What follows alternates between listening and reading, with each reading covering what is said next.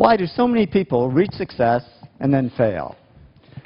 Well, one of the big reasons is we think success is a one-way street. So we do everything that leads up to success, but then we get there, we figure we made it, we sit back in our comfort zone, and we actually stop doing everything that made us successful.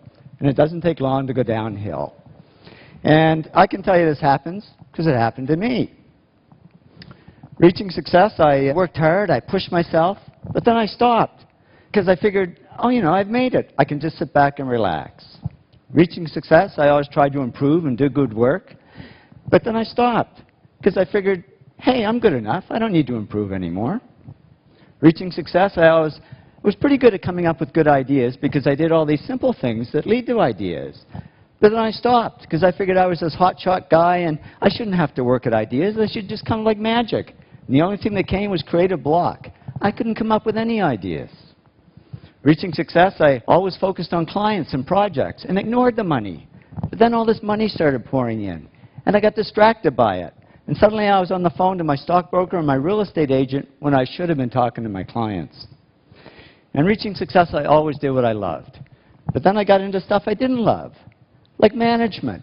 I'm the world's worst manager, but I figured I should be doing it because I was, after all, the president of the company. Well, soon a black cloud formed over my head, and here I was, outwardly very successful, but inwardly very depressed. But I'm a guy. I knew how to fix it. I bought a fast car. It didn't help. I was faster, but just as depressed. So I went to my doctor. I said, Doc, I can buy anything I want, but I'm not happy. I'm depressed. It's true what they say, and I didn't believe it until it happened to me, but money can't buy happiness. He said, no, but it can buy Prozac. And he put me on antidepressants. And yeah, the black cloud faded a little bit, but so did all the work. Because I was just floating along. I couldn't care less if clients ever called. And clients didn't call. Because they could see I was no longer serving them, I was only serving myself. So they took their money and their projects to others who would serve them better.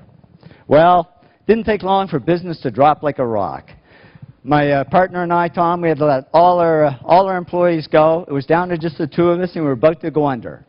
And that was great, because with no employees, there was nobody for me to manage. So I went back to doing the projects I loved. I had fun again, I worked harder, and to cut a long story short, did all the things that took me back up to success, but it wasn't a quick trip. It took 7 years. But in the end, business grew bigger than ever. And when I went back to following these 8 principles, the black cloud over my head disappeared altogether. And I woke up one day and I said, I don't need Prozac anymore. And I threw it away and haven't needed it since. I learned that success isn't a one-way street. It doesn't look like this. It really looks more like this. It's a continuous journey. And if we want to avoid success to failure syndrome, we just keep following these 8 principles, because that's not only how we achieve success, it's how we sustain it. So here's to your continued success. Thank you very much.